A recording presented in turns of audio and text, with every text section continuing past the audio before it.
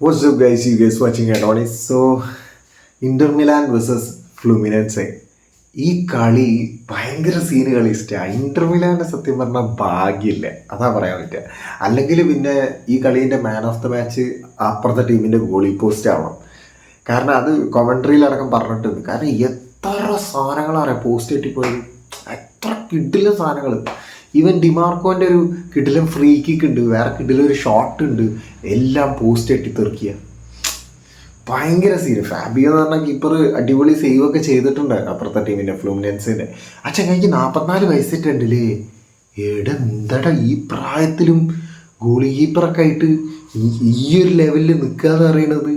Inter മിലാൻ്റെ അടുത്ത് അത്യാവശ്യം കുഴപ്പമില്ലാത്തൊരു സേവ് ഒക്കെ ചെയ്തിട്ടുണ്ട്. പിന്നെ മാർട്ടിനസ് തീരെ ഭാഗ്യമില്ല. ലൗട്ടറോ മാർട്ടിനസിന് തീരെ ഭാഗ്യമില്ല, അങ്ങനെ വേണം പറയാൻ. കുറേ ചാൻസ്, എത്രയോ ചാൻസ് ഫിനിഷ് ചെയ്യാൻ പറ്റിയിട്ടില്ല.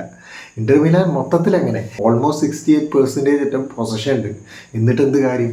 എത്ര ഷോട്ട്സ് നോക്കി, എത്ര ഷോട്ട്സാണ് നോക്കി, പറ്റുന്നില്ല. ഒന്നും അങ്ങോട്ട് നെറ്റിൻ്റെ ഉള്ളിൽ കയറുന്നില്ല, ഒന്നും കയറാൻ പറ്റുന്നില്ല. മറ്റേത് ഫസ്റ്റ് ടൈം തന്നെ 3-ാമത്തെ മിനിറ്റിൽ അടിക്കുകയും ചെയ്തു. കഴിഞ്ഞിട്ട് ഏറ്റവും എൻഡിൽ പറഞ്ഞ ഹെർക്കുലീസും അടിച്ച് അങ്ങനെ കളി അങ്ങോട്ട് തീർത്താങ്ങി. അവിടെ ഫാൻസിൻ്റെ ഒരു ആഘോഷമുണ്ട്, സീനാണ് മോനെ. ബ്രസീലിയൻ ടീം ഇത് മാത്രമല്ല കയറിയിട്ടുള്ളൂ, അല്ല പാൽമിറാസും കൂടി കയറിയിട്ടുണ്ട്, ശരിയാ. അങ്ങനെ 2 സൗത്ത് അമേരിക്കൻ ടീംസ് കയറുകയാണ്. എനിക്ക് ഇവരെ ടീമിനെ കുറിച്ചിട്ട് വലിയ ഐഡിയ ഒന്നുമില്ല. പക്ഷെ എന്നാലും ഇവന്മാർ ഫുള്ള് വയസ്സന്മാരാ. 2 ടീമും കോമഡി എന്ന് പറഞ്ഞാൽ വയസ്സന്മാരാ. ഒരു ഇതൊക്കെ 40, 30, 44 വയസ്സുള്ളവരുണ്ട്, 35 വയസ്സുള്ളവരുണ്ട്, ഫുള്ള് വയസ്സന്മാരാ. ഇവരുടെ ടീമിൽ കംപ്ലീറ്റ് വയസ്സന്മാരാ. എന്നിട്ട് നല്ല രസമുണ്ട് വയസ്സന്മാരെ കളിയാണ്. പക്ഷേ അന്യായ വിജയം, നല്ല രസമുണ്ട്. ഇവർ കാരണം അത്രയും പിടിച്ചു നിന്നുണ്ട്. പിന്നെ ഇവരുടെ അടുത്ത് നല്ല ഭാഗ്യമുണ്ട്. ഫ്ലൂമിനൻസിക്ക് അന്യായ ഭാഗ്യമുണ്ട്. ആ കളി കണ്ടിട്ട് എനിക്ക് അങ്ങനെയാണ് തോന്നി, അത്രയും ഭാഗ്യമുണ്ട്. പിന്നെ ജോൺ എറിയാസ് എന്ന് പറഞ്ഞാൽ എന്തിനും അറിയാസോ, ആ ചെങ്ങായി എന്ത് കിഡിലും ചെങ്ങായോ, ഒരു രക്ഷയിലും കിഡിലും ചെങ്ങായി.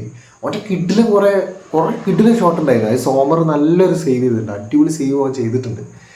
ഞാൻ വിചാരിച്ചാൽ കയറിയെന്ന് വിചാരിച്ചു, അമ്മാരും കിട്ടില്ല. പിന്നെ കുറേ കിട്ടില്ല അങ്ങോട്ടും ഇങ്ങോട്ടും ഡ്രിബിളിങ്ങും നല്ല രസമുണ്ടായിരുന്നു. എല്ലാ പ്ലേയേഴ്സിനെയും എടുത്ത് ഒഴിവാക്കുന്നതൊക്കെ കാണാൻ നല്ല രസമുണ്ടായിരുന്നു.